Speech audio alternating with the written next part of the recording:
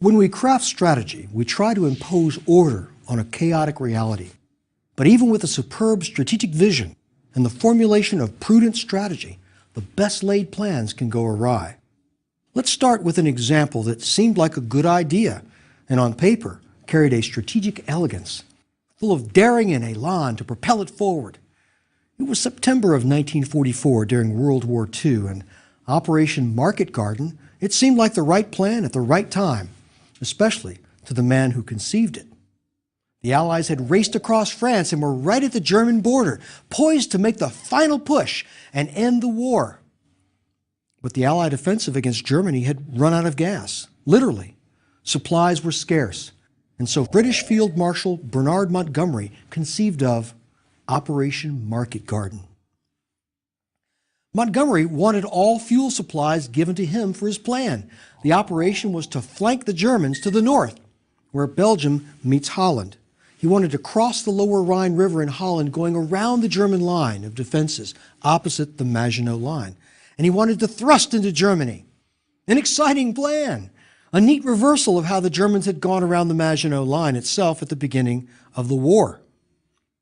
But Operation Market Garden was freighted with a built-in disadvantage that dooms even the best of plans.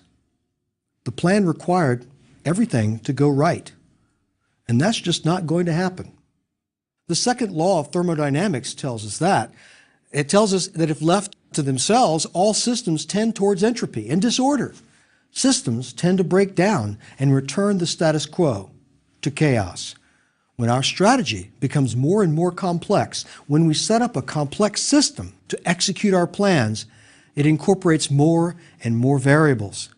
This means that more and more things have to go right for our strategy to work.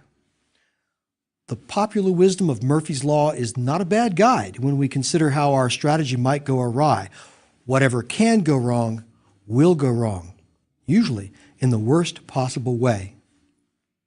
And thus it was with Operation Market Garden. It sounded good. Airborne troops would parachute in to seize a series of 6 bridges behind enemy lines, all the way up to the final bridge over the Rhine at the town of Arnhem, more than 60 miles away.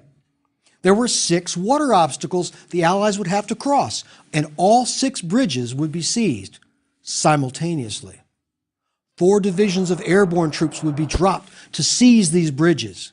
And the last bridge, at Arnhem, would be seized and held by airborne troops for 4 days until the ground forces could fight their way through to them over a distance of 62 miles through enemy territory. How does this sound to you so far? For the ground attack, the Allies would advance their tanks along a single highway that was 2 lanes wide, and it was raised above the flat terrain around it. The ground on either side was too soft and mushy to support vehicles of any kind, and it was crisscrossed with dikes and drainage ditches. Tanks and trucks couldn't even leave the road. What about intelligence on the enemy? What could we expect from the enemy? Well, it seemed to the Allies' high command that the German resistance had broken. It seemed that most of the enemy troops were fleeing, and it seemed that they had no tanks. Montgomery, in fact, was convinced that the Allies would face limited resistance on their route up Highway 69, and the German defenders would be spread out over the entire length of the road, trying to fight pockets of airborne forces. What the Allies didn't know, and later would not believe, was that 2 powerful SS Panzer divisions were just assigned to the area to rest and to refit, one of them right at the ultimate objective, the town of Arnhem. But Montgomery, well, he dismissed intelligence reports about the 9th and 10th SS Tank Divisions. He refused to change plans for the drop of the 1st Airborne Division at Arnhem, right on top of a waiting SS Panzer Division, one of the most powerful formations in the German army. Now, a British intelligence officer, Major Brian Urquhart, he questioned the plan. He believed the plan was critically flawed, and he tried to persuade his superiors to modify or to abort the entire operation.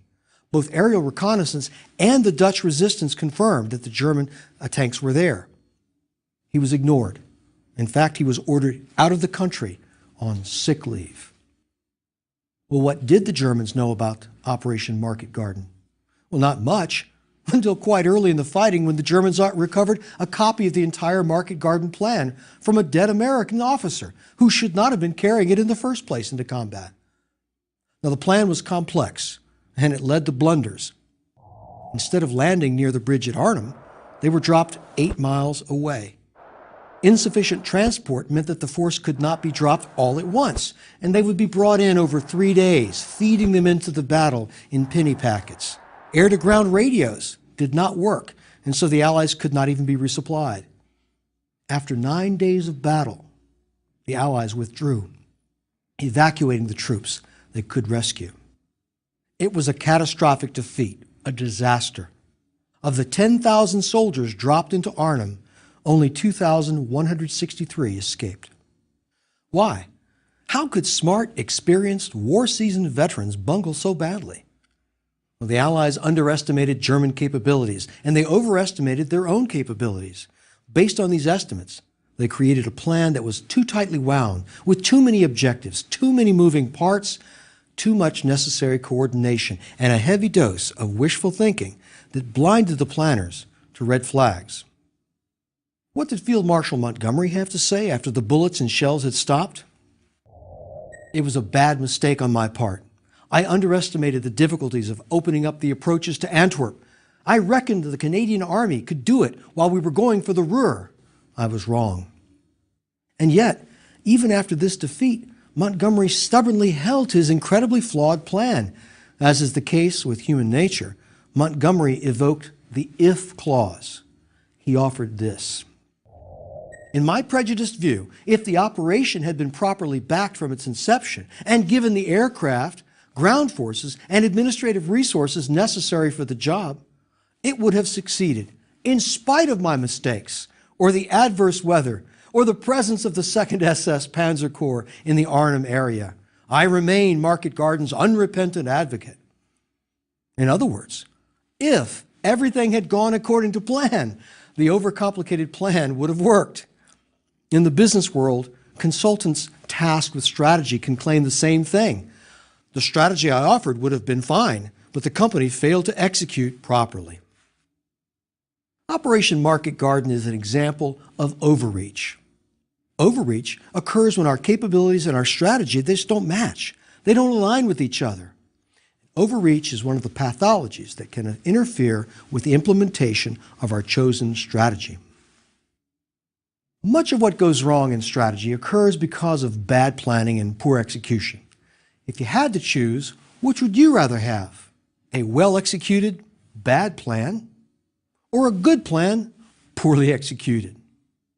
Even with crisp execution and follow-through, a superb strategy may still fail due to reasons outside our ability to predict or to adapt to.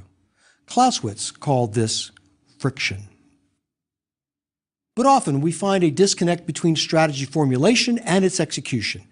It's common in politics, for example, where the general policies are often created by people with no connection to the implementation. At other times, this separation of planning and execution is a more artificial distinction. Much of the strategy might be executed by the folks who plan it. Either way, we can find a continuous spectrum of activity that takes us from the situation room to the battlefield.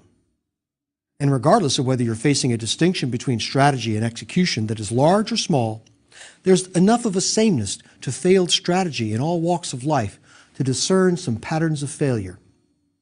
5 main causes of strategic failure we can consider here are omission of responsibility, overreach, breakdown of communication, poor intelligence, and inertia. Let's look at each of these. First, the omission of designated responsibility. In strategy, nothing happens when no one is responsible. This is like many other things in life. This is as much a part of failure of strategic leadership as it is a disconnect between strategy and its implementation. Some people have difficulty making the connection between planning and executing plans. A former business colleague of mine had this problem. He was a former high-ranking military officer, but apparently one who plied his trade on the staff side of the house rather than as a leader of troops. His modus operandi exemplifies this common disconnect in strategic implementation. He spoke well. He knew all of the Pentagon jargon. He seemed personable enough. He would hold a meeting that held all of the trappings of a real meeting where bold initiatives would be discussed. And then nothing would happen. Nothing happened because he shrank from the most obvious duty of strategic leadership. He refused to connect planning to the assignment of responsibility. And this meant, de facto, that he refused to accept the mutual responsibility of assigning specific tasks. With his fingers crossed, he hoped that something good would happen. And if it did, it was hit or miss, and it sprang from the initiative of other people. This is a defensive and a damage limitation mode of faux leadership. Its most obvious manifestation is the gap between planning and execution, the omission of designated responsibility. This utterly crucial step is left to happenstance. For the military in time of peace or businesses without severe external threats, this type of pathology may be tolerated. But in time of war, or whenever survival is at stake, it can become fatal. Now, second is the pathology of overreach. We saw how the British overreached in Operation Market Garden in 1944. They had ambitious goals, clearly articulated objectives, but they did not have the capabilities to carry it off. And they compounded their problem by not accurately assessing the Germans' capabilities of interfering with the strategic plan. In fact, it was almost as if the strategy was to be crafted and executed without German interference, as if the Germans would play a passive role, powerless to interfere with British aims.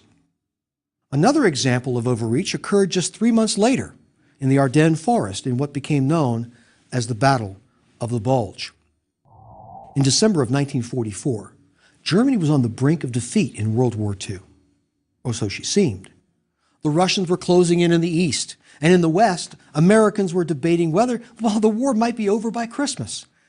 But in Germany, the view was different.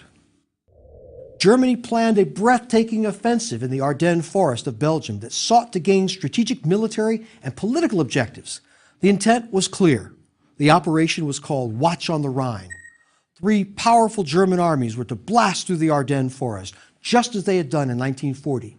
The offensive would split the American and British lines, seize the strategic port of Antwerp, and it would buy the Germans time for the Anglo-Russian alliance to crumble. No one can accuse the Germans of timidity.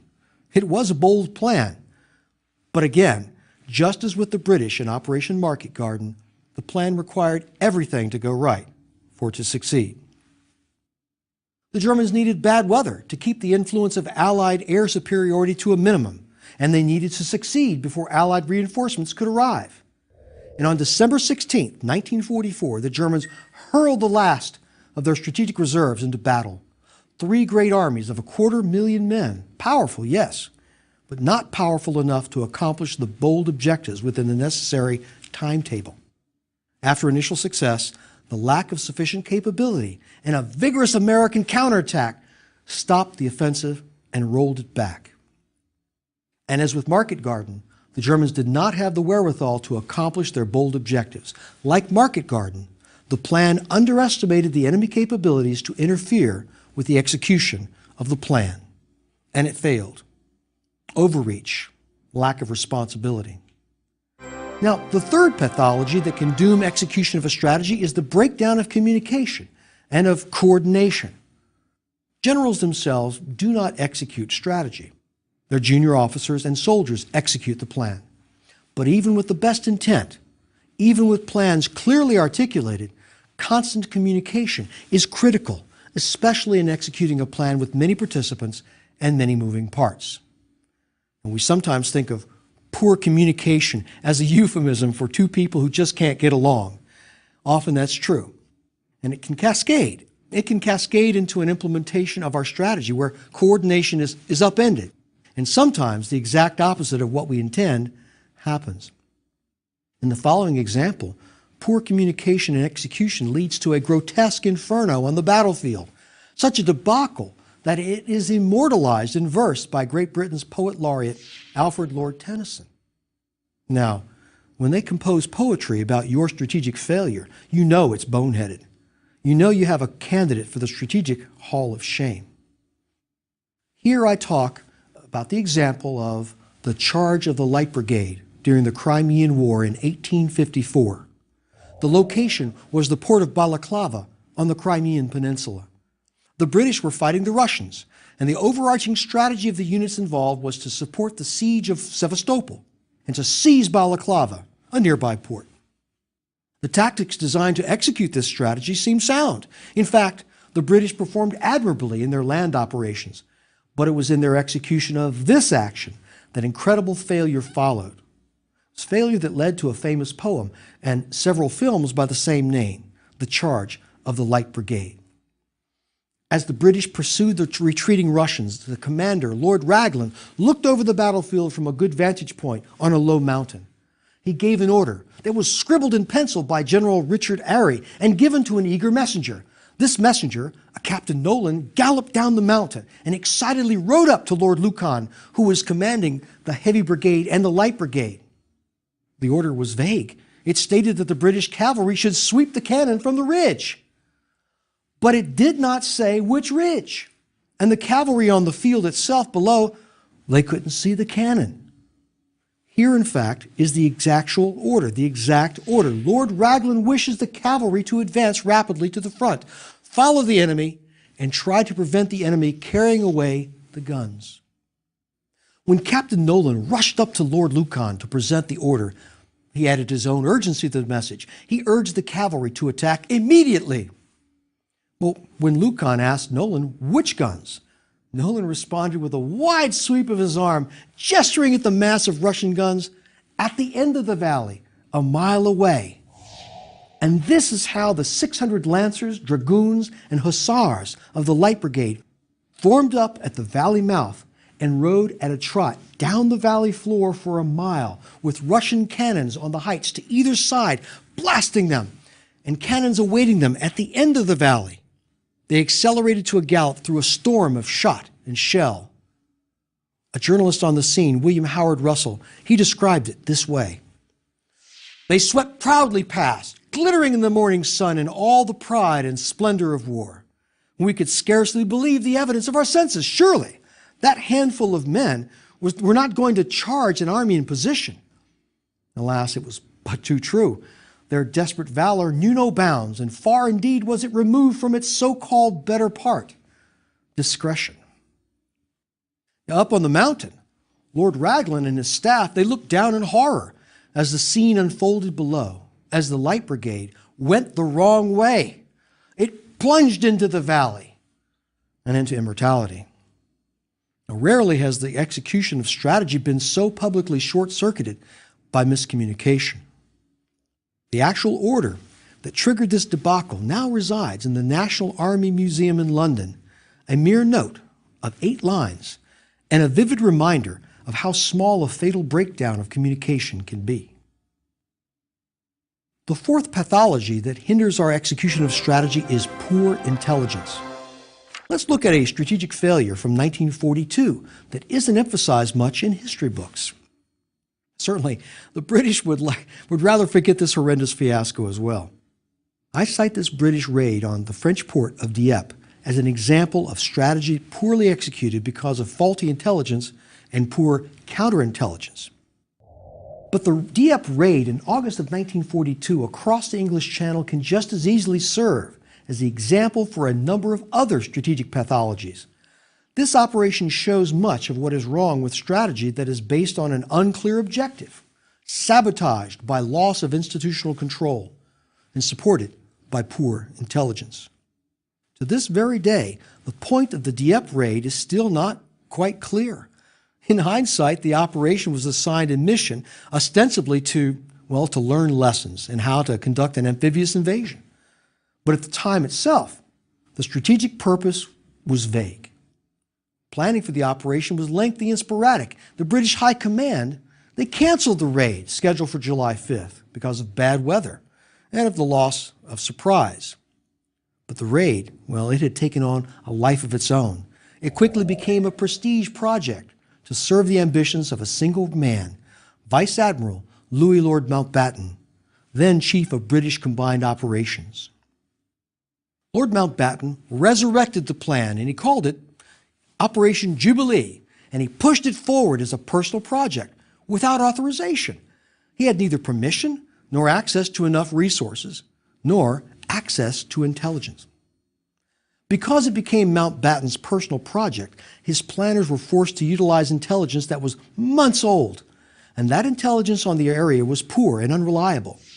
The British knew nothing about hidden German gun emplacements on the cliffs. British planners had assessed the slope of the beach and whether tanks could use it by closely examining holiday snapshots. The planners completely misjudged British capabilities in executing the attack. In the attack itself, tanks sank in the soft, pebbly beach, and a few could even breach the high sea wall. Only 15 tanks made it off the beach, and these were quickly repulsed. Naval support was completely insufficient, and for political reasons, the British had elected, not to bomb the German positions, so as not to alienate the French with civilian casualties. While British intelligence was seriously flawed, German intelligence, on the other hand, exposed the operation early on.